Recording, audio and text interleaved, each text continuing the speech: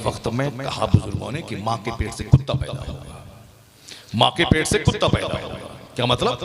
देखने में नाक नक्शा इंसान का होगा मगर खसलत के एतबार से कुत्ता होगा। आने वाले वक्त में माँ के पेट से कुत्ता पैदा होगा। और सुनिए, कुरान शरीफ में जिस तरह सूरह फातिहा सारी सूरतों की सरदार है, उसी तरह हदीस पाक में हदीस जिब्रील तमाम हदीसों के सरदार है। उसको हदीस जिब्रील कहते हैं, उम्मुल अहादीस कहते हैं। उम्मुल अहादीस यानी जितनी भी हदीसें हैं सरकार और सहाबा का जो कौल है उसमें हदीस जिब्रील को वही महत्व हासिल है जो पूरे कुरान में सूरह फातिहा को है। हर नमाज में सूरह फातिहा हर रकात में पढ़ना जरूरी है।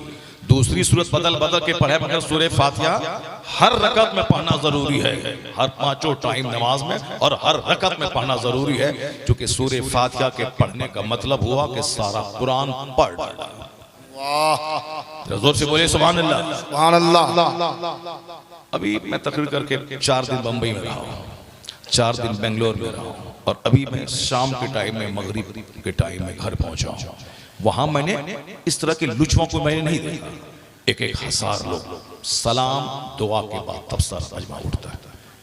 ऐसा नहीं कि बैठे 10 मिनट बैठे भाग गए, 5 मिनट बैठे भाग गए, जैसे कोई चूटी काट रहा हो या उसको दिन सुनने मजा नहीं आ रहा है। वह सोचा था कि मौलाना साहब कोई नाटुंगी करेगा, नाचेगा या कोई लतीफा छोड़ेगा। ये लतीफा नहीं छोड़ रहा, ये तो बोल रहा है कि ऐसे करो ऐसे जियो, इसलिए मजा नहीं मिला, उठ के भाग गए।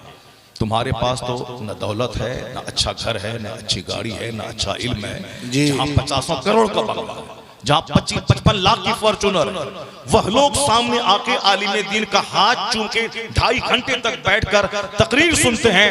वो ये नहीं कहते कि आप मौलाना बिहार से आए हो, तुम्हारे पास घर है कि नहीं है। मैं सिर्फ इज्जत इसलिए करता हूं कि तू जिस नबी का मैं कलमा पढ़ता हूं उस नबी की तू बात सुनाने आया है।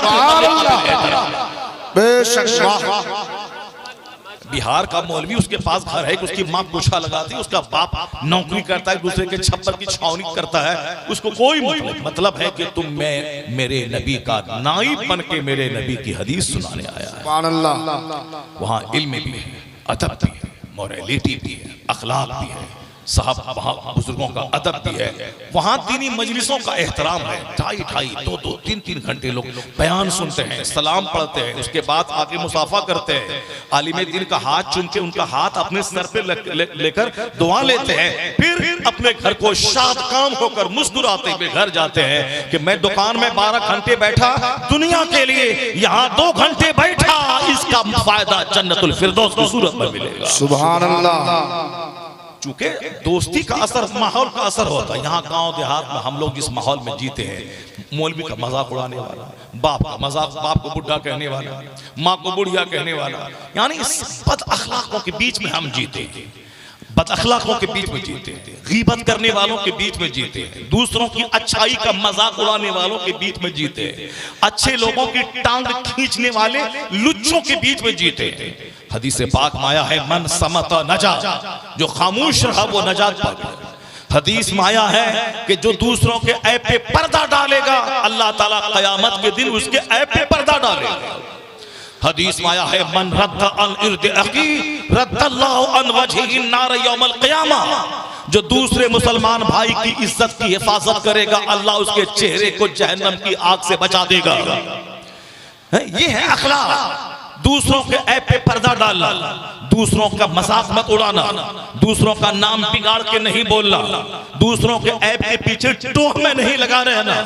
कोई जमीन खरीद रहा है, पैना बट्टा हो गया है और हम अपने से जाके बढ़ा के उसको खरीदने की कोशिश करना, ये इंतहाई दर्जे की बदअखलाकी है। हुजूर क्या फरमाते हैं, एक मोमिन का हक दूसरे मोमिन पर यह है, हक़ुल मुस्लिम अलल मुस्लिम, एक मोमिन का हक, एक मुस्लिम का हक दूसरे मुस्लिम पे यह है कि जब वो सलाम करे तो सलाम का जवाब दे, जब उसको छींक आए तो वो अल्हम्दुलिल्लाह कहे, यरहमुकल्लाह कहे। और एक मोमिन का हक जब वो कर्ज मांगे तो कर्ज दे, और एक मोमिन का हक उसकी कमजोरी पे पर्दा डाले। और हुजूर फरमाते हैं कि एक मोमिन का हक दूसरे मोमिन पे है, वला यबि, यानी वह एक आदमी की बै पर, उसकी बिक्री पर वो बै ना करे। जब एक आदमी जमीन खरीदने का सौदा तय कर लिया है तो उसको बढ़ा करके घटा करके उस पर आगे टपक के उसकी बै को खत्म मत करवाए। जब 10,000 में बै हो चुका, आपको इनबरे हम 12,000 देंगे, हमको दे दो, ये अंदाज काफिराना है, ये अंदाज मुशरिकाना है। मोमिन का अंदाज है कि जब उसकी बै टूट जाएगी, वो नहीं लेगा, तब मुझसे बात करना। मेरा भाई बात कर चुका है, उसे दे दे। ये है मोहम्मदी की सिफत, जो मोहम्मदी बन के जिएगा क़यामत के दिन रुसवा नहीं होगा, मुस्तफा की शफाअत पाके जन्नतुल फिरदौस। सुभान अल्लाह। हम लोगों को मुसलमान कहलाने में शर्म आती है। एक आदमी की बेटी का रिश्ता लगा, दूसरा आदमी अपने घर से चल करके सत्तू पानी बांध के जाके उसके वहां जाके उन्होंने कहा कि उस लड़की में इतना ये खराबी है, उस लड़की की माँ में ये खराबी है, उस लड़की का खानदान ऐसा है। एक बंदा 5 मिनट किसी के साथ चलना नहीं चाहता है ताकि मेरा गम हल्का कर दें, हम इनके साथ चल करके इनकी मुसीबत सुने, इसकी सिफारिश कर दें, इसके लिए नहीं। लेकिन एक अच्छे रिश्ते को तोड़वाने के लिए खबीस मरदूद 50-100 किलोमीटर दूर का सफर तय करके झूठ का पलंडा लेके वहां गया। ये कहता हम जमींदार हैं, हम सब इंजीनियर हैं, हम मास्टर हैं, तुम जमींदार हो, इंजीनियर हो, मास्टर हो, मगर इंसान नहीं हो। इंसान है, समाज की सारी बेटियां अपनी बेटियां होती हैं। आदमी वही है, अगर रिश्ता लगा हो, अगर कुछ ऐप भी हो तो वो उसको पर्दा डाल दे ताकि एक बेटी का रिश्ता लग जाए। मगर वो खसीस कुत्ते की कसरत वाला आदमी 100 किलोमीटर दूर चल के फोन से गीबत करके वहां जा करके रिश्ता तोड़वा के मुस्कुराता है, हाँ देखा हमने क्या कर दिया, बड़ा बनता था, दूर से चल करके सारे प्लान पे पानी हमने फेर दिया। यानी रिश्ता तोड़वा के ये मरदूद अपने आप को अच्छा समझ रहा है, जानवरों जैसा काम करके, जहन्नमी वाला काम करके फख्र महसूस कर रहा है। मुत्तकी जन्नती की पहचान है, वह नेकी करता रहे, अल्लाह से डरता रहे। अगर गुनाह हो गया तो फिर अल्लाह से तौबा इस्तिग़फ़ार करता रहे, नेकी करे दरिया में डाल दे, उस पर घमंड नहीं करे, नेकी करता रहे, नमाज पढ़ता रहे, हज करता रहे, ज़कात देता रहे और अल्लाह के हुजूर आंसू बहाता रहे, तो अल्लाह ताला उस आंसू को देखकर उसके अयूब पे पर्दा भी डाल देता है, गुनाहों को माफी फरमा देता है। सुभान अल्लाह। दौलत तो चमार को भी आज बहुत ज्यादा है। जो डोम मुर्दा चलाता है उस डोम के पास 55 लाख की फॉर्च्यूनर मौजूद है। तो आजकल जो मजदूरी गाय चलाता था हमारे घर में, वो 4 लाख के बुलेट पे चल रहा है। इसलिए ये क़यामत की निशानी, उस हदीस जिब्रील की जो बात मैंने कहा, वो हदीस जिब्रील उसमें लिखा, उसमें है अनतलल अमतु रब्बतहा, यानी जब देखें कि औरतें अपने मालिक को जन्म दे रही हैं तो समझने की क़यामत करीब आ गई। औरतें अपने मालिक को जन्म दे रही हैं, क्या मतलब? औरतों के पेट से जो बच्चा पैदा होगा वो इंतहाई दर्जे का नाफरमान पैदा होगा। माँ उससे डरती रहेगी, सहमती रहेगी, ये माँ को आंख दिखा के डराता रहेगा। और आजकल 90% बच्चे इसी क्वालिटी के पैदा हो रहे हैं जी। अगर वो माँ को खिलाता भी है, ये नहीं समझता कि माँ की वजह से अल्लाह मुझको रोजी दे रहा, बाप की वजह से अल्लाह मुझको रोजी दे रहा, नहीं, वो समझता है कि मैं इनको पाल रहा हूँ। जबकि हदीस में आया है कि बेज़बान बच्चे और जानवर अगर नहीं होते तो अल्लाह आसमान से पानी की एक बूंद नहीं गिराता जी। क्या हुआ जी? हाँ बताओ, कैसे कैसे बाहर लगा देता है? अच्छा ठीक है, बैठिए, हटा, तार हटा दिया वहां से, जरा हट के बैठिए, तार से हट के बैठिए। एक बार जरा जोर से बोलिए सुभान अल्लाह, हाथ उठा के बोलिए ला इलाहा इल्लल्लाह, ला इलाहा इल्लल्लाह। जो दवा मीठी होती है ना, वो दवा फायदा नहीं करती, जो दवा कड़वी होती है वो जल्दी फायदा करती है जी। इसीलिए अगर कुछ मेरे जुमले अगर कड़वे लग जाएं तो उसको बर्दाश्त कर लीजिएगा, चूंकि आपकी तौहीन करने के लिए वो जुमले नहीं बोले जा रहे हैं, वो जुमले आपको जन्नत ले जाने के लिए बोले जा रहे हैं जी। सही, आपको जहन्नम से बचाने के लिए बोले जा रहे हैं जी। आपको सच्चा मुस्तफा का गुलाम बनने, बुरी आदतों को छोड़वाने के लिए बोले जा रहे हैं जी। ऐसा नहीं कि आप जानवर मर के जहन्नम चले जाए, नहीं। अगर इस तरह की आदतें हैं तो मरने से पहले पहले तौबा करके नेक बन जाइए। जब मर के जाइए तो दुनिया में लुचवागिरी कीजिए कि शराब पी के दूसरों को मारिए, मौलाना को मारिए, मस्जिद को तोड़िए। कितने दिन तक? 70, 80, 90 साल। उसके बाद कहां जाइएगा? वहां जाइएगा जहां का एक दिन 50,000 साल का होगा। फिर आप आग में गए तो वहां 70-80 की कोई गिनती नहीं है। वहां तो एक दिन 50,000 साल का सदा जलते रहेंगे, मरते रहेंगे। एक सेकंड का अजाब है कि आग के 2 खड़ावन पहना दिए जाएंगे।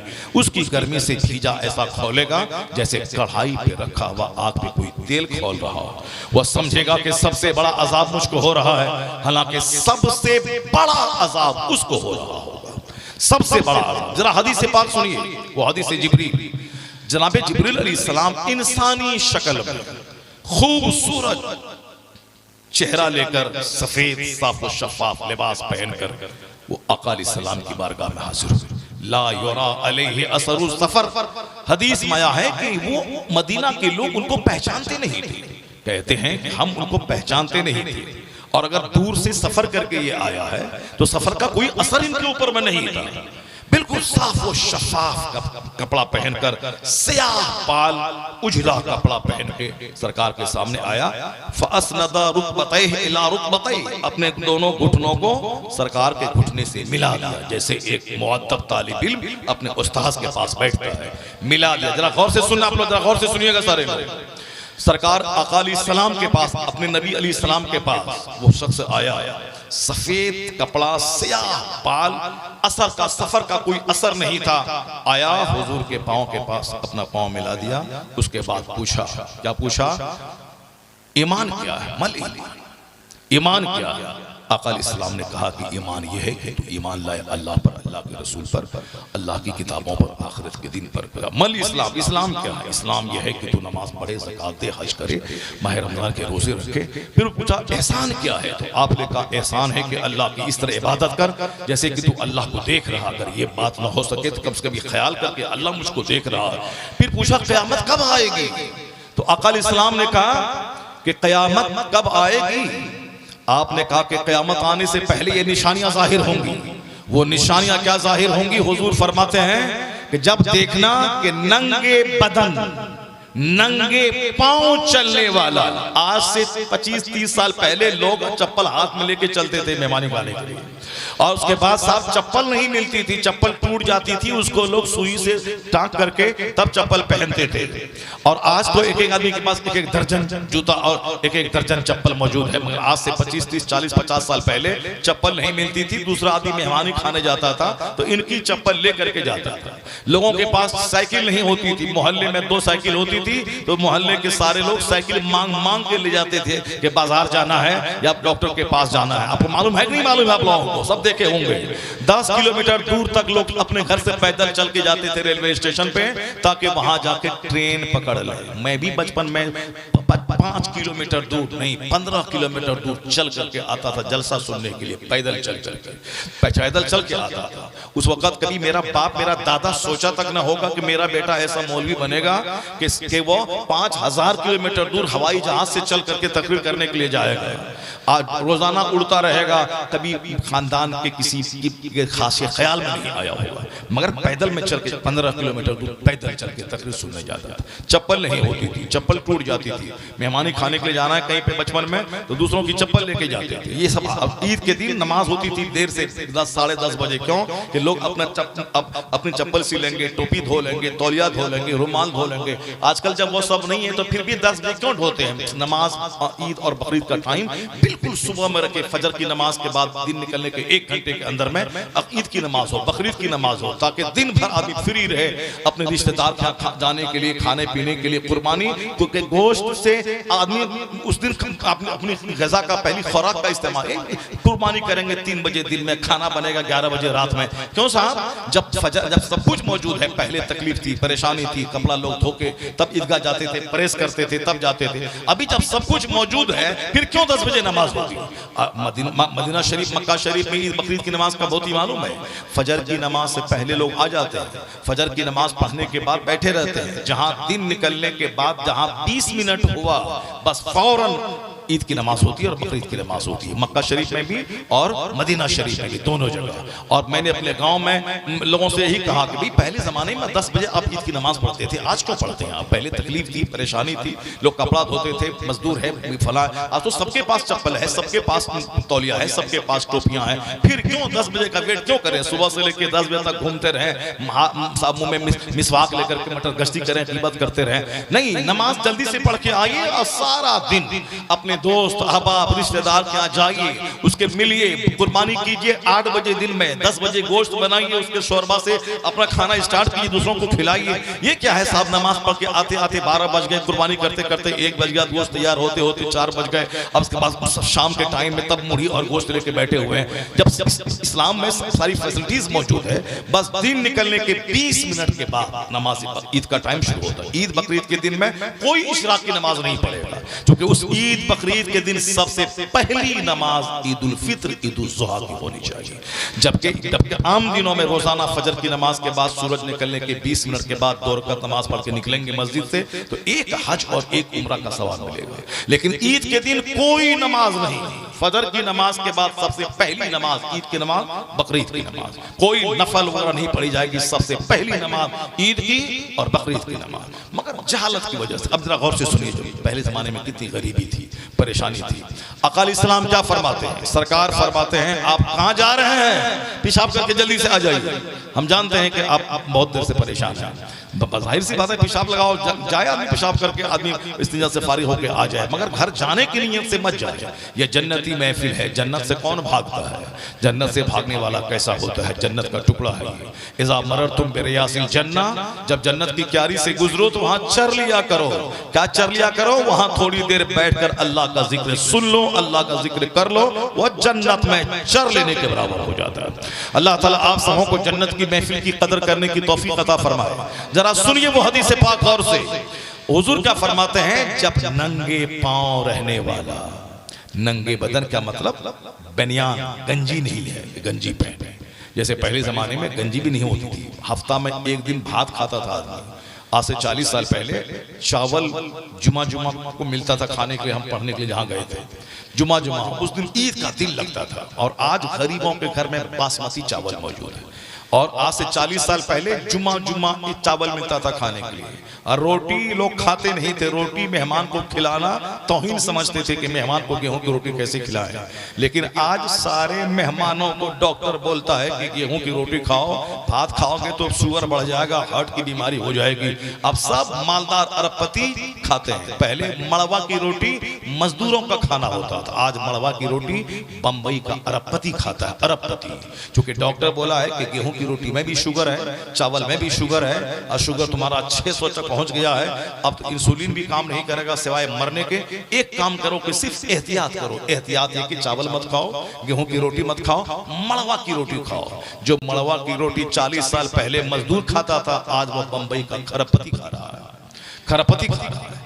हम पैदल चलते थे, वो जिसके पास साइकिल नहीं है, आज 1 करोड़ की कार लेके शहर में लोग रख देता है और पैदल चलता है। 1 करोड़ की कार है मगर पैदल चलता। क्यों? डॉक्टर बोलता है कार पे चलोगे तो बदन में एक्टिविटीज नहीं होगी, ब्लड सर्कुलेशन ठीक से नहीं होगा, तो मर जाओगे जल्दी से। हार्ट की बीमारी बड़ी तेजी से शहरों में हो रही है, क्योंकि वहां लोग मेहनत कम करते हैं, आराम से बैठे बैठे रहते हैं, एसी में रहते हैं। ये हार्ट डिजीज, दिल का मरीज का हरकतें कल्ब बंद होने से उनकी मौत हो गई। वो नेता, वो डॉक्टर, वो अरबपति, वो फिल्मी हस्तियां, हरकतें कल्ब के बंद होने से, दिल का हरकत बंद होने से, दिल की हरकत बंद होने से उनकी मौत हो गई। क्या हरकत, क्या चीज है? यानी हरकत, जो दिल जिंदा है तो सारा जिस्म जिंदा है। दिल बंद हुआ, ब्लड सर्कुलेशन खत्म, यानी ब्लड ब्लॉक हो गया, नसें जाम हो गई। जब ब्लड न जाएंगी तो बंदा मर जाएगा। तो अब उसके डॉक्टर कहते हैं कि एक्टिविटीज कीजिए, पूरा पसीना बहाइए, चलिए। एक पहले तो गरीब पैदल चलता था, और अभी गरीब क्या, अरबपति कार रख करके वो पैदल चलता है। क्यों?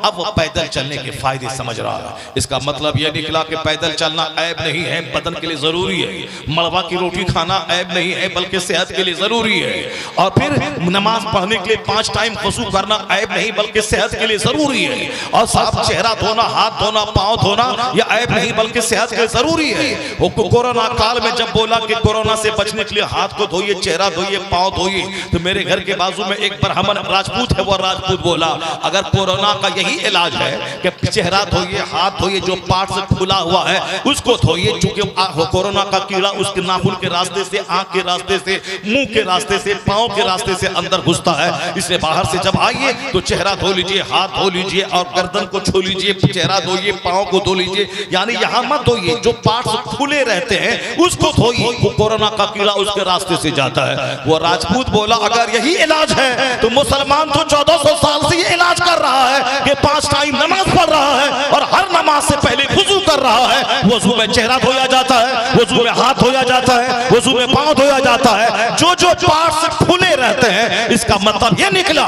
कि वजू उन तमाम रास्तों का पहरादार है जिस रास्ते से बीमारी अंदर दाखिल होती है। तो 100 करोड़ की दवा एक तरफ, मुस्तफा का दिया हुआ कानून वजू एक तरफ। आज से 25-30 साल के बाद जलसा में आदमी नहीं मिलेगा। जलसे वाला चंदा कर लेगा 2 लाख रुपए, लोगों के पास पैसे हैं, 500 रुपए ले लो। हम लोग आज से 40 साल पहले तालिब इल्मी के जमाने में चंदा करने के लिए जाते थे, 1 रुपया 8 आना लोग देते थे, और अभी 1-1 हजार 5-5 हजार रुपए लोग चंदा देते हैं। तो अभी चंदा करना आसान है, पब्लिक को जुटाना मुश्किल है। 5 लाख रुपए चंदा इजी है बिल्कुल, क्योंकि किसी भी दोस्त को हम बोल देते हैं जलसा होने वाला, ठीक है हमारे लिए 500 रुपए लिख लीजिए। तो अभी 5 लाख चंदा करना आसान है, मगर 500 पब्लिक को जुटाना मुश्किल है। आने वाले 20 साल के बाद एक बंदा नहीं मिलेगा जलसे में। मदरसे में रहेंगे 10 लाख रुपए, 20 लाख रुपए, मगर कोई पढ़ने वाला नहीं होगा। जलसा वाला कलेक्शन करेगा, लोगों के पास पैसे दरवाजे पर आप आ गए हैं, ले लीजिए 5000 रुपया, मगर 5 मिनट टाइम नहीं देगा वो जलसे में। 500 रुपए दे देगा मगर 5 मिनट का टाइम नहीं देगा। तो पहले के बाप अच्छे थे तो अच्छी औलाद नजर आ रही है, लेकिन अभी जो गुटखाखोर, सनीमाबाज, लोफर, जोकर, इनका बच्चा कैसा होगा? आने वाला वक्त इतना खतरनाक आने वाला है कि आज अगर इसकी निगरानी नहीं की गई तो बच्चों की फरमाबरदारी से हाथ धो लीजिए आप। एक पान तक बच्चा लाके आपको नहीं देगा। एक बच्चा आपको बीमार पड़ने के बाद डॉक्टर के पास दिखाने के लिए कोई ले जाने का टाइम उसके पास नहीं होगा। 10 बीघा जमीन बेच के उस बच्चे को आप इंजीनियर बना दीजिए, वह दूसरी लड़की के साथ अहमदाबाद में घर बसा लेगा, आप तड़प के रहेंगे, आपको देखने के लिए नहीं आएगा। और उसका आगाज अभी हो चुका है, चूंकि ऐसा इल्म आप बच्चों को सिखा रहे हैं जिस इल्म के हासिल करने के बाद ख्वाहिश में आग लगती है, जिस इल्म के हासिल करने के बाद दुनिया की दौलत का जुनून चढ़ जाता है, जिस इल्म के हासिल करने के बाद बंदा सेक्सी बन जाता है, जिस इल्म के हासिल करने के बाद हराम और हलाल की सारी तमीज खत्म हो जाती है। ये बताइए कि फिजिक्स, केमिस्ट्री, बायोलॉजी हमारा बच्चा पढ़ता है, फिजिक्स में यह है कि ये हलाल है, ये ना हराम, ये अच्छा है, ये बुरा है, ऐसे जियो, ऐसे मरो, ऐसे खाओ, ऐसे पियो, नहीं। फिजिक्स में तो बस ये चांद क्या है, सूरज क्या है, जमीन क्या है, डेजर्ट क्या है, आसमान क्या है। केमिस्ट्री में ये लोहा क्या है, धात क्या है, गैस क्या है। बायोलॉजी में ये गाय क्या है, जानवर क्या है, हाथी क्या है, भैंस क्या है, ये पौधा क्या है, प्लांटेशन के बारे में। लेकिन मैं कैसे जीऊं, मैं कैसे खाऊं, मैं कैसे पहनूं, मैं कैसे बाथरूम जाऊं, खड़े खड़े खाऊं कि चल चल के पाखाना करूं, ये सारी बातें ना फिजिक्स में है, ना केमिस्ट्री में है, ना बायोलॉजी में है। ये सारी बातें इस्लाम की तालीम में मौजूद है। जब इस्लाम बच्चों को नहीं सिखाएंगे तो बच्चा चल चल के खाएगा। इस्लाम बच्चों को नहीं सिखाएंगे तो बच्चा माँ को मारेगा। इस्लाम बच्चों को नहीं सिखाएंगे तो बाप की छाती पे चढ़ के बच्चा खाली चेक पे साइन करवाएगा। इस्लाम नहीं सिखाएंगे तो आपकी निगाहों के सामने बेटी आपकी नाक कटवा के गैरों के साथ भाग जाएगी। इस्लाम नहीं सिखाएंगे तो आपका बेटा इंजीनियर, डॉक्टर, वह खूबसूरत चेहरा को देख के उसके पीछे पागल बन जाएगा, आपको दुत्कार देगा। यानी सिर्फ दुनिया की खूबसूरती, दुनिया की नौकरी के लिए अपना ईमान बेचकर पक्का जहन्नमी बन जाएगा। इसलिए सिर्फ इल्म की बात नहीं कीजिएगा, वरना ये जितने भी घोटाले पास लोग हैं सब पढ़े लिखे लोग हैं। ये इंजीनियर, ये पूर्णिया जो डॉक्टरों का शहर है, जिनके दलाल हर चौक चौराहे पे घूम रहे हैं, हर पैथोलॉजी का दलाल है, चलो वहां अच्छा टेस्ट होता है, चलो वहां नया डॉक्टर आया बड़ा अच्छा इलाज होता है। अब एक पेशेंट को लेके गया, उसका 200 रुपया बन गया उसको, चाहे पेशेंट मरे या जिए, फलाना जगह पैथोलॉजी है, बड़ा अच्छा टेस्ट होता है। अब वो गया, टेस्ट है 200 रुपए का, वो लेगा 400 और 100 रुपए उस दलाल को देगा, 100 रुपए उस डॉक्टर को देगा जो डॉक्टर टेस्ट लिखा है। एक पेशेंट आए ना आए, बस शाम के टाइम में टेस्ट के नाम पे 5000 रुपए डॉक्टर के पास पहुंच गए। ये वो दलाल किस्म के लोग हैं। बेचारा गरीब आदमी जमीन बेच के, फसलें बेच के, मकई बेच के, गेहूं बेच के, न जाने कहां से पैसा कर्जा लेके आया है। गांव घर में झोला छाप डॉक्टरों से दवाई खाया, फायदा नहीं हुआ है, अब पुण्य लेके आया है। अब ये डॉक्टर बिल्कुल नोचता है, दरिद्र बनकर, एक टेस्ट नहीं 5 टेस्ट लिख देता है ताकि 5 जगहों से कमीशन उसको आए। एक दवाई पहले लोग लिखते थे, बीमार अच्छा हो जाता था, लेकिन आज 10 दवाई डॉक्टर लिखते हैं। वो जानते हैं कि 2 दवाई से फायदा हो जाएगा, 8 दवाई इसी लिखा, वो गैस की, ताकत की, इसकी उसकी लिख दिया, ताकि वो दवाई जो खरीदेगा उसका कमीशन इसको मिल जाएगा। चूंकि उसके पास उस कंपनी का एमआर उसके पास आया है, अब उस एमआर ने बोला है कि मेरी दवाई सप्लाई कर दे, आपको अब एक फ्रिज दे देंगे, एलईडी टीवी आपको दे देंगे, और आप अगर आपने हमारे 5 लाख की दवाई भिजवा दिया तो फिर आपको हम एक बुलेट दे देंगे। अब ये गरीब बेचारा जमीन बेच के पैसा लाए कि कहीं से लाए, अब नजर उसकी बुलेट पर है, फ्रिज पर है। अब लिख दिया 10 दवाई, बोला नहीं खाओगे तो मर जाओगे तुम। अब डॉक्टर डरा देता है, बीवी को लेके गया, कहता कि ऑपरेशन करना पड़ेगा, बच्चा उल्टा है पेट में, ऑपरेशन नहीं करवाओगे तो बच्चा मर जाएगा और तुम्हारी बीवी मर जाएगी, दोनों में से एक मर जाएगा। बेचारा दौड़ के आया, घर बेच दिया, जेवरात बंधक लगा दिया। अब कौन अपनी बीवी को मरता हुआ देखेगा? कौन अपने बच्चे को मरने के लिए छोड़ देगा? चाहे तुम जमीन बेचो, घर बेचो, जेवर बेचो, मगर डॉक्टर को पैसा ला के दो। अब वो डॉक्टर चीरेगा। अब 2 ही बच्चा पैदा करना, क्योंकि उसको ऊपर से आदेश है, चाहे कुछ भी हो तुमको चीरना है, सिजरिंग करनी है। ऐसे मुसलमान को बोलोगे कि तुम बच्चा पैदा कम करो तो मुसलमान नहीं मानेगा, बोलेगा नहीं तुम खिलाता है क्या? अल्लाह खिलाता है, 10 बच्चा है तो भी अल्लाह खिलाएगा, 1 बच्चा तो भी अल्लाह खिलाएगा, हम हराम काम नहीं करेंगे। तो अब वो समझ गया है कि ये मसला बताओ, ये बोलोगे कि आबादी बढ़ रही है, ये लोग नहीं मानेगा। तो अब डॉक्टरों की मीटिंग में बोला जाता है कि तुम हर आने वाले को सिजरिंग कर दो, सिजरिंग कर दो। इसीलिए सारे डॉक्टर, चाहे कितनों अच्छी आपकी बीवी रहे, वो 9 महीने तक बिल्कुल एक्सरसाइज करती रहे, बिल्कुल फुल फिट रहे, कोई तकलीफ नहीं रहे, नॉर्मल डिलीवरी होने, आप वहां जाइए, बस सिजरिंग की बात, कोई नॉर्मल की बात ही नहीं करेगा। क्यों?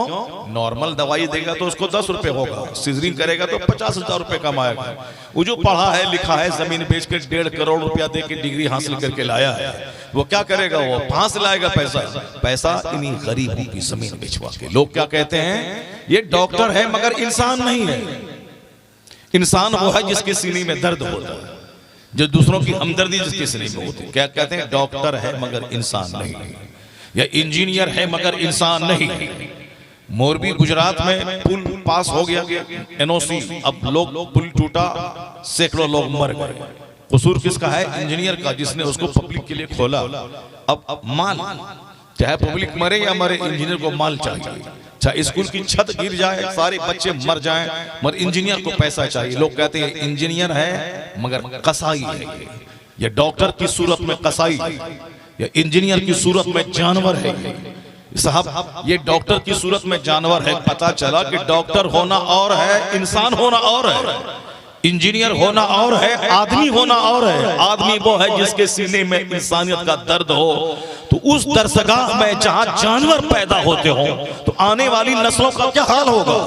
इंसानियत की तालीम होती है मदरसे की टूटी चटाई पे कि ये करना है, ये नहीं करना है, ये हलाल है, ये हराम है, ये जायज है, ये नाजायज है, ये अच्छा है, ये बुरा है, ये लीगल है, ये इल्लीगल है। तो इंसान बनाने की फैक्ट्री है ये मदरसा। अगर मदरसा बंद होगा तो जानवरों से सारा समाज भर जाएगा, और जिस दिन ये फैक्ट्री जवान होगी जानवरों की तादाद घटेगी, इंसानों की तादाद में इजाफा हो जाएगा। इंसान बनाने की फैक्ट्री है ये मदरसा, जहां भले ही मकान बने ना बने मगर आदमी तैयार होता है। ये हराम है, ये हलाल है, ये करना है, ये नहीं करना, ये खराब है, ये अच्छा, ये मुसीर है, ये मुफीद है, ये बेनिफिशियल है, ये साहब हार्मफुल है। अखलाकियात सबसे बड़ी चीज है। डॉक्टर बन के क्या करेंगे, 50 साल कमाएंगे, खाएंगे, फिर बूढ़ा बन करके तो ऊंचा हो जाएगा, जोड़ जोड़ में दर्द होगा, चक्कर आएगा, गिरे मरे और 2 गज जमीन कब्रिस्तान में चले गए। क्या फायदा हवा लुचवागिरी करने से। डॉक्टर वो जो इंसान हो, इंजीनियर वो जो इंसान हो, लॉयर वो जो इंसान हो, बैरिस्टर वो जो इंसान हो, मास्टर वो जो इंसान हो। अभी सुना कल परसों एक राजस्थान में एक स्कूल का प्रिंसिपल वो स्कूल की दूसरी टीचर के साथ क्लासरूम में ही वो बेहयाई वाले काम कर रहा था, जहां हर बच्चे अपने अपने उस्ताद को बाप समझते हैं। ये मेरा बाप है, ये साहब ये विद्या का मंदिर है, यानी ये तालीम का मरकज है। ये बताएं कि जब जानवर पैदा होंगे तो स्कूल में से ना होगा। नादिर जमाली मुझको बोला था इसी आजमनगर इलाके में आज से 10 साल पहले कि हजरत मैंने अपनी आंखों से देखा स्कूल में कि एक पढ़ाने वाली शिक्षिका आगे जा रही है, अब पीछे से टीचर उसको लपक के पकड़ना चाह रहा है। और मैंने 10 साल तक इसको रिपीट किया कि साहब स्कूल में तुम भेजते हो बच्चों को पढ़ाने के लिए, और जो लोग वहां पढ़ाने वाले होते हैं वो स्कूल को इश्कबाजी का अड्डा बनाया हुआ है। साहब शौहर को छोड़ करके दूसरे टीचरों से दिल लगा के शौहर से तलाक का डिमांड कर रही है वो टीचर है। क्यों ऐसी तालीम दिलवाए बेटी को जो अपने शौहर से तलाक का मुतालबा कर रही है और दूसरों की वजह से 4 बच्चे की मां दूसरों के साथ भाग रही हो? क्यों ऐसी तालीम दिलवाया? दुनिया में चाहे सोने का घर बना ले, जब 50 करोड़ महीना कमा ले, 70-80 साल के बाद कहां जाओगे बुढ़े तुम? चक्कर आएगा मरने के बाद, सड़ने के लिए 2 गज कब्रिस्तान में जाओगे।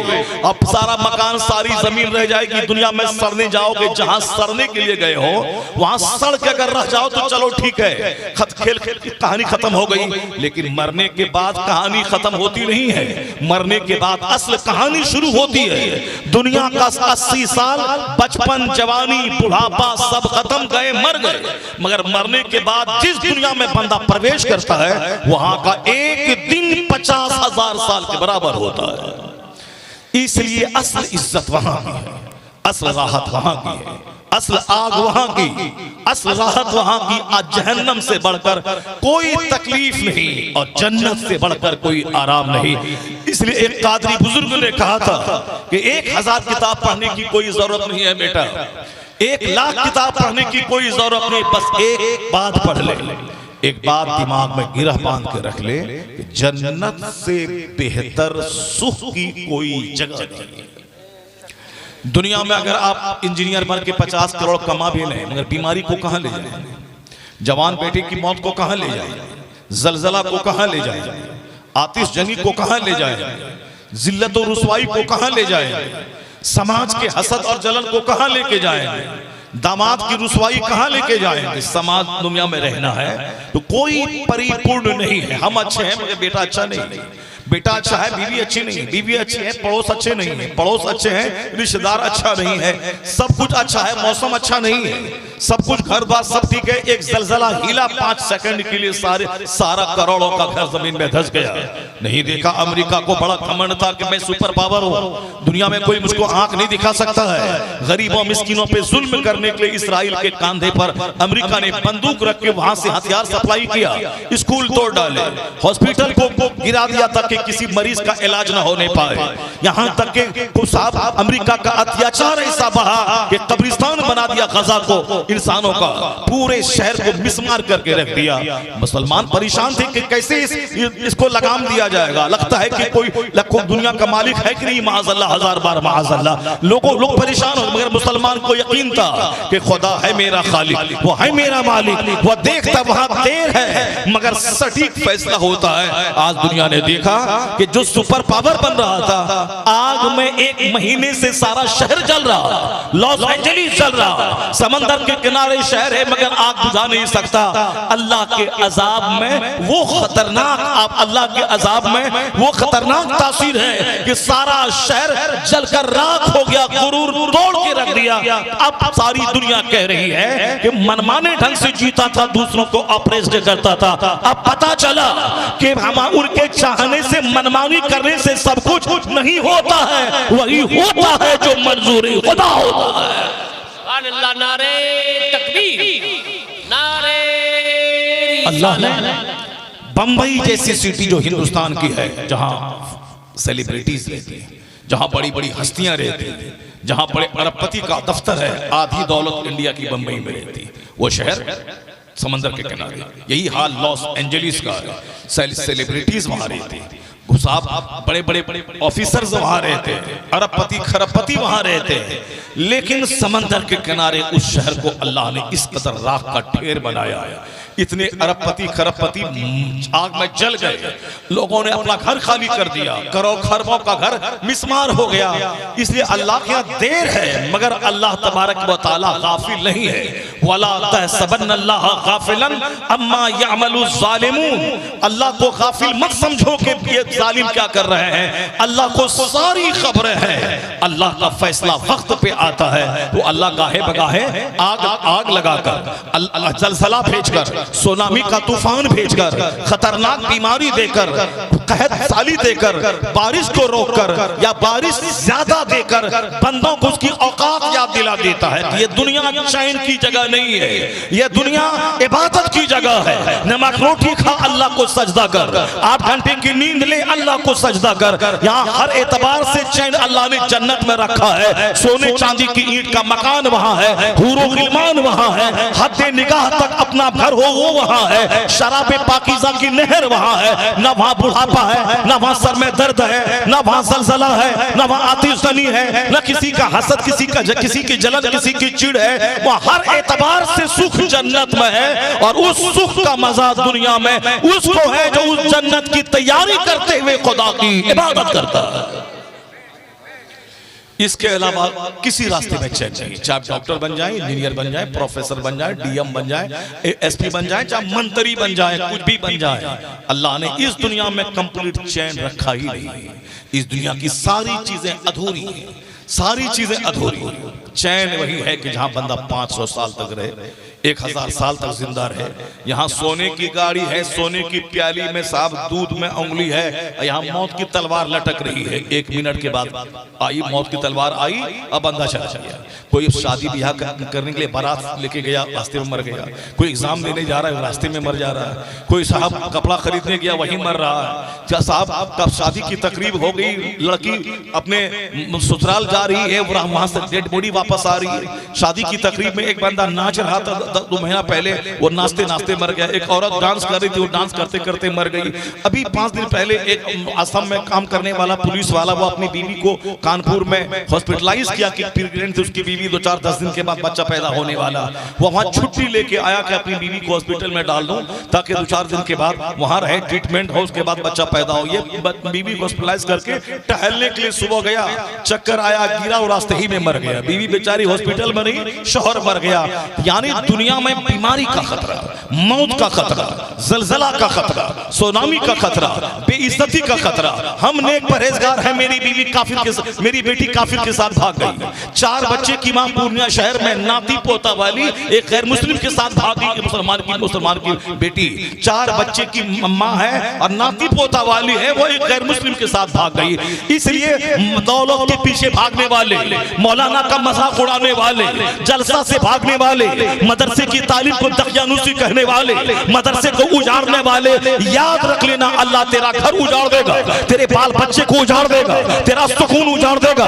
दुनिया में आग लग जाएगी, न अमेरिका को सुकून मिलेगा, न इंडिया को सुकून मिलेगा, न जर्मनी को सुकून मिलेगा, न थाईलैंड को सुकून मिलेगा, क्योंकि अल्लाह ने सारा सुकून न दौलतों के अंबार में रखा है, न 50 करोड़ की गाड़ी में रखा है, न बंबई शहर घूमने में रखा है, न अमेरिका के लॉस एंजलिस में रहने में रखा है। अल्लाह ने सारा सुकून या तो जन्नत में रखा है या जन्नत की तैयारी करने, अल्लाह की इबादत में रखा है। अला बिज़िक्रिल्लाहि तत्मइन्नुल क़ुलूब।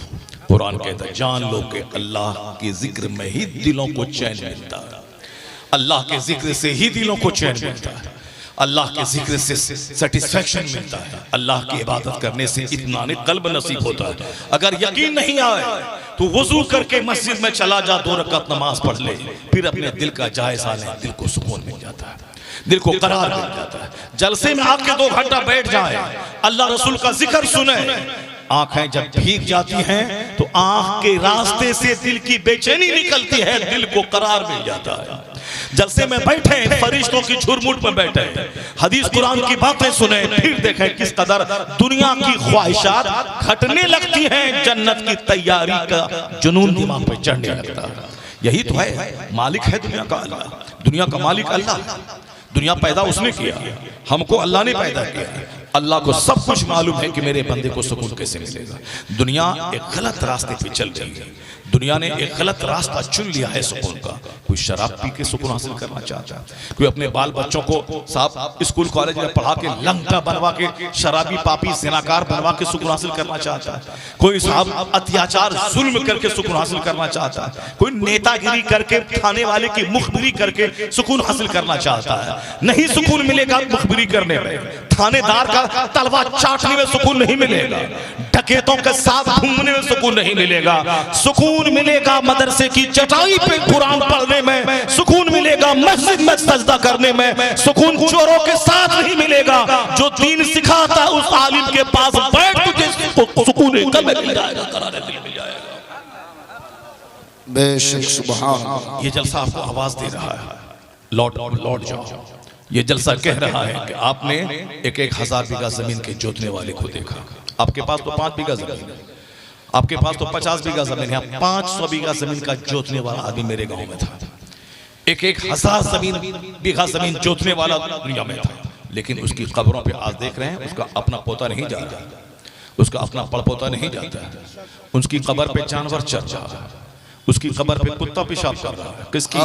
जो 2000 एकड़ जमीन का जोतने वाला था, 2000 एकड़ जमीन का जोतने वाला था। बेटा पोता उसको शराब पीने से फुर्सत कहाँ, उसको ताड़ी पीने से फुर्सत कहाँ, उसको मुसहर के मोहल्ले में मुसहरनी को ताक झांक करने से फुर्सत कहाँ, खेत में काम करने वाली संथालिन से जिना करने से फुर्सत कहाँ, उसको तवाइफ के कोठे पे लखनजड़ी चौक जाने से फुर्सत कहाँ, उसको वो मस्जिद कहाँ जाएगा। लेकिन आपको मालूम होगा सुल्तानुल हिंद ख्वाजा गरीब नवाज अजमेरी वो पैदा हुए ईरान में, ईरान छोड़ के आए हिंदुस्तान में, 20 साल तक इल्म हासिल किया, 30 साल तक अपने मुर्शिद का बिस्तर ढोया, हिंदुस्तान आए तो ना जमीन खरीदी ना महल बनाया, दरख्त के साए में रह गए। आज मालूम है 800 साल गुजर गए, उस गरीब नवाज की कब्र पे जानवर नहीं चढ़ रहा, वहां गुलाब का फूल चढ़ाया जा रहा है, वहां अत्र चढ़ाया जा रहा है। उनका अपना बेटा पोता रहे न रहे, यहाँ हमारे जैसे करोड़ों बेटे उनकी कब्र पे जाके उसकी कब्र की खाक को चूम रहे हैं। यह इस बात की दलील है जो जमीन के लिए जिएगा, जो मकान के लिए जिएगा, जो गाड़ी के लिए जिएगा, जो दूसरों पे जुल्म करके खेत बढ़ाने के लिए जिएगा, जो जिना के लिए जिएगा, जो शराब के लिए जिएगा, 1000 एकड़ जमीन के लिए जिएगा, तो उसके कब्र पे जानवर पेशाब करेगा, उसका बेटा शराब पी के मस्ती करेगा। लेकिन जो रब के लिए जिएगा, जो रब के लिए मरेगा, जो रब के लिए रब के दिन की खिदमत करेगा, अपना बेटा रहे ना रहे, अल्लाह करोड़ों रूहानी बेटों के दिल में उसकी मोहब्बत डाल देगा, जो उनकी कब्रों पे जाके फातिहा पढ़ेगा, गुलाब चढ़ाएगा, चादरें चढ़ाएगा। नारे तकबीर, नारे रिसालत, उलमाए अहले सुन्नत। वाह वाह वाह वाह। यही है अल्लाह के नेक बंदों के उर्स लगने में, यही हिकमत है। अल्लाह के नेक बंदों के मजार पे हाजिरी में यही हिकमत है, ताकि दुनिया जान ले कि जो सिर्फ अपने लिए जिंदा रहा उसका अपना बेटा उसका नहीं हुआ, उसके अपने बेटे उसकी कब्र पे नहीं जाए, लेकिन जो जीता है रब के लिए, जो मरता है रब के लिए, जो दीन के लिए जीता है, अल्लाह तबारक व तआला उनके विसाल के बाद उनकी कब्रों को दूसरों के लिए मरजाई खलाइक बना देता है। मैंने अपने गांव में एक फकीर को, मिस्कीन को देखा जो मजदूरी करता था। वो मजदूर जब इंतकाल किया तो उनके जनाजे में इतने लोग मौजूद थे जितने लोग 1000 बीघा जमीन के जोतने वाले जमींदार के जनाजे में नहीं थे। इत्तेफाक से, जबकि मैं घर में कम रहता हूँ, अक्सर बाहर रहता हूँ। हमारी अपनी खास बहन का इंतकाल हो गया आज से 10 साल पहले, 12 साल पहले। मैं उस वक्त राजस्थान में था, मैं आज जनाजे में शरीक नहीं हो पाया। मेरी अपनी खास बहन इंतकाल कर गई, मेरी अपनी खास चची इंतकाल कर गई। मैं नहीं था गांव में, मैं बाहर था। लेकिन उस आदमी के मरने के दिन इत्तेफाक से मैं गांव में मौजूद था। सुभान अल्लाह। और मैं उसके जनाजे में हाजिर हुआ। मैं देख कर दंग रह गया साहब, दूर दूर तक सिर्फ लोगों की भीड़ लगी, जबकि वो मेरे घर में मजदूरी करता था। हम पैदा हुए थे, वो मजदूरी करता था, हमको गोद में खिलाया उसने, वो आदमी। मगर उसकी क्वालिटी एक क्या थी? क्वालिटी यही थी कि वो बंदा सबों को सलाम में पहल करता था। सुभान अल्लाह। जीने में जरा भी घमंड नहीं था उसको। मैं उनके सामने पैदा हुआ, वो हमको बचपन में खिलाता था। लेकिन जब मैं मदरसा से पढ़ के आता था, उसकी उम्र होगी 40 साल, मेरी उम्र होगी 10 साल, वो मुझको सलाम करता था। सुभान अल्लाह। और सारे गांव के सब बड़े छोटे को सबको सलाम। आज टेढ़ा जूना जल जाता है, ऐठन नहीं जाती है, लोग आलिम को सलाम नहीं करते हैं। क्यों? आलिम के बारे में किताब में आया है कि अगर आलिम 18 साल का हो और आप 80 साल के रहे, तो 80 साल के बूढ़े को भी चाहिए कि 18 साल के आलिम के पीछे चले, उसके आगे ना जाए। क्यों? उसके सीने में कुरान हदीस का इल्म है। इज्जत उम्र की नहीं, इज्जत इल्म की। इल्म की। वाह। इज्जत इल्म की। यहाँ सब ऐठन है समाज में। वो नमाजी है तो है, मौलाना है तो अपने लिए है, वो पीर साहब हैं तो अपने लिए हैं, वो बड़े हैं तो अपने लिए हैं। हमने ऐसे लंगटे बच्चों को पैदा किया जो बच्चे आलिमों को सलाम नहीं करते, जो बच्चे माँ बाप को सलाम नहीं करते, जो बच्चे साहब समाज के नेक लोगों को सलाम नहीं करते। उसको लुचवागिरी से फुर्सत कहाँ है? उसको गुटखा खैनी चबाने से फुर्सत कहाँ है? उसको साफ तारी शराब पीने से फुर्सत कहाँ? उसको तो नमाजी का मजाक उड़ा। एक हिंदू मस्जिद के सामने आकर वो डीजे बंद कर देता है, लेकिन हमारा लुच्चा बच्चा मस्जिद के सामने वो जोर जोर से डीजे बजाते हुए जाता है। जी। अगर कोई हिंदू बजाए तो दंगा हो जाए, राइट हो जाए। लेकिन ये मुसलमान का बच्चा, अगर आप उसको बोले तो फिर वो 5 भाई 5 लाठी लेके आप ही को मारने के लिए आ जाएगा। अक्ल अगर किसी कोई काफिर को अल्लाह मुसल्लत कर दे और चुन चुन के मारे पीटे, उस वक्त या तो ये काफिर का तलवा चाटेगा और काफिर बन जाएगा, या फिर पूरी मौत मारा जाएगा। बदअमली की सजा इसको मिलेगी। इसलिए जो इस्लाम का नहीं तो अल्लाह रब्बुल इज्जत पर रहमत कैसे नाजिल करेगा? चाहे कुछ भी हो, मगर मुस्तफा की गुलामी की रस्सी को मजबूती से थामे रख, मस्जिद मदरसा खान का आबाद कर, माँ बाप की खिदमत कर, आलिमों का एहतराम कर। मदरसा उजाड़ने की चीज नहीं, मदरसा आबाद करने की चीज है। आबाद कर। तू जब संकट में पड़ेगा तो तेरा खुदा तेरा साथ देगा, तेरे मुस्तफा तेरा साथ देगा। सुभान अल्लाह। आज जिस मुसीबतों में मैं गिरफ्तार हूं, उस मुसीबतों का सारा कसूर हमारा है। जीना काफिरों की तरह, उम्मीद है कि अल्लाह नेकों की तरह रहमत नाजिल फरमाए। जीते हैं मुशरिकों की तरह और उम्मीद है कि अल्लाह रहमत नाजिल फरमाए। ऐसा नहीं होता। जरा गौर से सुनिए। बगदाद मुअल्ला मुसलमानों की राजधानी, मुसलमानों की राजधानी, मुसलमान ही मुसलमान थे, वहां कोई काफिर नहीं था। बहुत कम यहूदी नसरानी कोई रहा होगा, सिर्फ मुसलमानों की बस्ती। और अल्लाह ने बहुत दौलत दी। मुसलमानों की राजधानी बगदाद, वहां गौसे आजम का मक्का मजार है। बताइए क्या शरारत, नंगे नंगे बैठे, नंगा बैठा, नंगा सर, नंगे सर अब बैठा और जा रहा, ढटाई से जा रहा। कुरान हदीस की बात हो रही, ढटाई के साथ जा रहा। क्या करेंगे अब आने वाले वक्त में? किसको पैदा कर रहे हैं? आने वाले नारे तकबीर, नारे रिसालत, मजहब इस्लाम, हजरत नादिर जमाली साहब क़िबला बनारसी। सुभान अल्लाह। माशाअल्लाह नादिर जमाली साहब, ये नादिर जमाली साहब इस कदर चंबुक की तरह हमको पकड़ लिए, वरना 40,000 रुपये नजराने का प्रोग्राम आज का मेरा था, उसको छोड़ करके हमको आना पड़ा। और उसके बावजूद ये बोलेंगे कि साहब मौलाना साहब पैसे के पीछे भागते हैं, मौलाना साहब पैसे के पीछे भागते हैं। हमने 40,000 का प्रोग्राम छोड़ करके मैं आया हूँ। अब तो नहीं बोलिएगा कि पैसा के पीछे भागते हैं। नहीं बोलना होगा। जहाँ ज़रूरत होती है, अब हमको हवाई जहाज़ से जाना है, 20,000 25,000 रुपये का खर्चा है, अब वो 25,000 ही हमको देगा तो क्या हाल होगा, तो किराया भी नहीं होगा। एक मौलाना साहब पटना के बोलते थे, अरे जो मुतालबा करता है नजराना वो गलत करता है, गलत करता है, गलत करता है। पहले मेरा दोस्त है वो गलत करता है, गलत करता है, डिमांड नहीं करना चाहिए, डिमांड नहीं करना चाहिए। हम पहले खूब सुनते थे। एक दिन उसको बोला कि नहीं, जो मुतालबा करता है वो ठीक करता है, जो मुतालबा करता है वो ठीक करता है। मैंने कहा वो कैसे हुआ? कहा कि हम पटना से दरभंगा गए, मेरा खर्चा था 2,000, हमको दिया नजराना 500 रुपया, इसीलिए जो मुतालबा करता है ठीक करता है, मुतालबा करता है ठीक करता है। बस अपने ऊपर जब बात गुजरती है तब हकीकत समझ में आती है।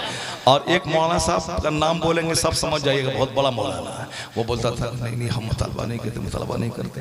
कराची में एक जगह हम भी थे और वो भी थे, उनको दिया नजराना, क्योंकि मुतालबा नहीं किया था, जो समझ में आया उसको दे दिया। उसके बाद वो देखा, उसके बाद वो पारा उसका चढ़ा, अरे ये क्या है, ये क्या है, तुम उसको इतना दिया, हमको इतना क्यों दिया, उसको इतना दिया, हमको इतना क्यों दिया। इस कदर लड़ाई शुरू कर। मैंने कहा हाँ, अब रही बात, मुखलिस जो होगा उसको करोड़ दे दे कि 1 टका दे दे, सब बराबर है, लिफाफ नहीं देखना है। और हम लोग करते हैं, बात हो गई कि सफर का खर्चा इतना है, इतना है, इतना देना है, तो ठीक है। अब उसके बाद वहां जाने के बाद चाहे वो 1 दे दे, 1 करोड़ दे दे, कि ठग ले के 5,000 कम कर दे, वहां लिफाफ हम गिनते नहीं है, देखते नहीं है। बात हुई उसके बाद जो तुमको देना है दे दो, ये हमारा उसूल है। मगर वो जो हम लोगों को बुरा कहता था, ऐसे लुंगी खोल के जो लंगटा होता है ना गांव देहात में, उसी तरह लंगटे की जबान इस्तेमाल करना शुरू किया। मेरे तो होश खराब हो गए, मैं तो साफ कांप गया। ये 70 साल से तकरीर कर रहा है और इस तरह की बातें कर रहे हैं। हम तो उनके सामने बच्चा हैं और हम आज तक किसी से इस तरह की लड़ाई में नहीं किया कि साहब इतना देना होगा, इतना तुम बोला था इतना नहीं दिया। और ये इसलिए ज्यादा सफाई मत दीजिए। मस्जिदों की तनख्वाह जो मुकर्रर करते हैं, बंबई में 50,000 रुपए महाना एक इमाम की तनख्वाह, और किसी की तनख्वाह बिहार में 5,000 रुपए है, उनकी सवाबदीद पे छोड़ दीजिए। जहाँ की कमेटी जैसी है, जहाँ की आमदनी जैसी है, जहाँ का खर्च जैसा है, जहाँ का इमाम जिस सलाहियत का मालिक है, उस हिसाब से लोग अपने हिसाब से करें, इमामत करें, नमाज पढ़ें, किताबत सुने, तकरीर सुने, बाकी पैसे का जिक्र बीच में नहीं लाए। वो अपनी सवाबदीद पर है कि तरावी सुनाने के बाद उसको सोने पे तौल दें या उसको 5,000 दे दें, सोने पे भी तौल देंगे हाफिज को, तो फिर भी कुरान की समाअत का हक अदा नहीं होगा। ये पैसे कौड़ी की बात क्यों करता है? कहीं नमाज निकाह पढ़ाते हैं, कोई 500 देता है। हमारे गांव में 6500 रुपए निकाह पढ़ाने का नजर है। 6500 रुपए इमाम साहब को, कितना 6,500 रुपए, 6500 निकाह पढ़ाने का। एक महीने में अगर 10 निकाह हुआ तो जोड़ लीजिए कितना हुआ, कितना हुआ नादिर जमाली साहब? एक महीने में 10 निकाह हुआ तो 16,500 65,000 हुआ ना। जोड़ ली। हमारे गांव में जो इमाम साहब है, वो इमाम साहब को 6500 रुपए पर निकाह का नजराना है। 65 मेरे गांव का। हाँ, दूसरी बात ये भी सुन लीजिए ना, उनकी तनख्वाह नहीं है, उनकी तनख्वाह तय नहीं है, हमने रखवाया है इमाम साहब। और ये बात हुई कि तनख्वाह नहीं रहेगी, बाकी साल भर में जितना निकाह गांव में होगा फुल नजराना इनका। अब इनके मुकद्दर का है कि 100 निकाह साल में हो जाए या 10 निकाह साल में हो जाए, इनके मुकद्दर का। इमाम साहब खुश है, 10 साल से नमाज पढ़ा रहे हैं, पाबंदी से नमाज पढ़ाते हैं। फजर के टाइम में हमने कभी देखा ही नहीं कि फजर के टाइम छोड़ते हैं वो। हम तो आज ये 10 साल से जब भी घर में रहते हैं, महीना 2 महीना, हम जब भी घर जाए, जब फजर की नमाज में हमारी आंख लेट से खुलती है, जलसा से गए, पहले नमाज पढ़ के सो गए, वो सो जाते हैं, मगर सलाम की आवाज उनकी सुनते हैं बराबर में। कहते ये वक्त का पाबंद आदमी, कोई तनख्वाह नहीं है, सिर्फ निकाह का नजराना है, मगर इसी में इतना खुश है कि मस्त रहते हैं। अगर 10,000 रुपए तनख्वाह तय भी कर दें, उससे डबल निकाह के नजराने से उनका हो जाता है। सुभान अल्लाह। तो अब कहीं 500 रुपए इमाम साहब को मिलता है निकाह पढ़ाने के बदले, कहीं 6500 मिल रहा है, तो आप क्या लड़ाई करेंगे? आप वहां जाकर के 6500 क्यों उसको दे रहे हैं, 500 क्यों दे रहे हैं? ये अपने अपना सिस्टम है, समाज का कमेटी का सिस्टम है, अपना अपना सिस्टम है। कहीं इमाम का नजराना, इमाम का नजराना तनख्वाह जो है 50,000 रुपये महीना। अब हम जो एक फिट कर देंगे कि हर इमाम को मिले 25,000 रुपये महीना, ये कैसे होगा? बंबई में 1,05,000 रुपये तनख्वाह, नजराना हाफिज को मिलता है 2.5 लाख रुपए हाफिज को नजराना मिलता है। खुद मेरे अभी बेंगलोर में हम थे 4 दिन 10 दिन पहले, मैंने नजराना कितना मिलता है रमजान में? तो बोला 25,000 रुपये। मैंने कहा मेरे गांव में मिलता है 38,000 रुपये। अब मेरे मोहल्ले में पूर्णिया में नजराना मिलता है इमाम को 85,000 रुपये, हाफिज को सिर्फ। बेंगलोर में 25। अब बिहार में मेरे मोहल्ले में नादिर जमाली साहब, मेरे मोहल्ले में 85,000 रुपये हाफिज का नजरना 15 दिन कुरान पाक पढ़ने सुनाने के बाद 85,000 रुपये। चंदा जमा होता है 1.5 लाख रुपए। उसमें से इमाम साहब की डबल तनख्वाह है, मुअज्जिन साहब की डबल तनख्वाह है, और फिर हाफिज जी का नजराना है, फिर महफिल मिलाद में जो तबरुक और शेरनी है वो सब है। तो अब हम जो कहेंगे कि आपके इस गांव में भी 85,000 दीजिए हाफिज को, कैसे कैसे चलेगा? चलेगा? नहीं चलेगा। इसे नजराने की बात, तनख्वाह की बात वो कमेटी पे, गांव पे, समाज पे, इलाके पे डिपेंड करता है। इसे उसको व्हाट्सएप पे चर्चा का मौजू मत बनाइए कि मौलाना साहब बदल गए, मौलाना साहब का ख्याल बदल गया, पहले नहीं बोलते थे अब बोलने लगे। तो अब अगर नहीं बोलने लगे तो हमको अपनी जमीन बेच करके आना पड़ेगा बागडोगरा, दिल्ली से बागडोगरा का किराया देना पड़ेगा, फिर उसके बाद वहां से कार से आना पड़ेगा, खर्चा हुआ 25,000 रुपये, देंगे ममशाद साहब 15,000 रुपये। तो फिर क्या करना पड़ेगा? हमेशा हमारी जमीन बेचना पड़ेगा, हमेशा सारी फसल बेचनी पड़ेगी। वो नजराने तय होते हैं सफर खर्च पे, हालात पे हिसाब से। कहीं मालूम है अभी मैंने तकरीर करने के लिए एक जगह गया, उनको दिया 2500 रुपये। तो हम क्या लड़ाई करें? अभी हम 12वीं शरीफ के मौके से गए थे कर्नाटक में, 70,000 रुपये दिया हमको नजर आता, 70,000। और दूसरे दिन 12वीं की शब में 70,000 और 13वीं की शब में 40,000 रुपये। 40,000 रुपये, कहीं 70 कहीं 40। और अपने इलाके में आए मिलाद पढ़ने के लिए एक जगह दिया कितना? 1100 टका। अपनी गाड़ी से तेल जला के कितना दिया? 1100 रुपया। अब हम क्या करें भाई? 70 वहां दिया, तुम 11 दे रहा है, नहीं होगा, चल नहीं जैसा पड़ेंगे। ऐसा नहीं होता है। 70,000 दिया वो अल्लाह की नेमत है, 1100 मिला वो अल्लाह की नेमत है। और कभी ऐसा होता है लॉकडाउन में जब जलसा बंद था, कॉन्फ्रेंस से बनती, मौलाना लोग ढूंढता था कि कहीं मिलाद की महफिल मिल जाए ताकि 500 मिले, ताकि 4 केजी आटा खरीद के घर में ले आए। वो जमाना भी देखा है मैंने। 500 रुपए के लिए मिलाद की महफिल लोग ढूंढते थे, और नहीं मिलती थी तो परेशान होते थे, फोन से अपने सारे साथी से राब्ता करते थे, नादिर भाई कुछ है इंतजाम, मुमताज भाई कुछ है इंतजाम, असद भाई कुछ है इंतजाम, अरे सब बंद है। ये सब होता है। तो जो ज्यादा नखरा करता है और जो ज्यादा अल्लाह की नेमतों की बेकदरी करता है तो अल्लाह ताला उसको दाने दाने को तड़पा देता है। क्या कहा? दाने की इज्जत कर, अगर दाना रूठ गया तो दोबारा उस कौम में रोटी नहीं जाती है, भूखमरी की शिकार हो जाती वो कौम। तो अल्लाह जब दे खूब शुक्र अदा कर। अगर आजमाइश में पड़ के बंद हो जाए तो सब्र कर, शुक्र अदा करेगा तो दौलत बढ़ेगी, और सब्र करेगा तो अल्लाह ताला का साथ मिलेगा, जन्नत मिलेगी।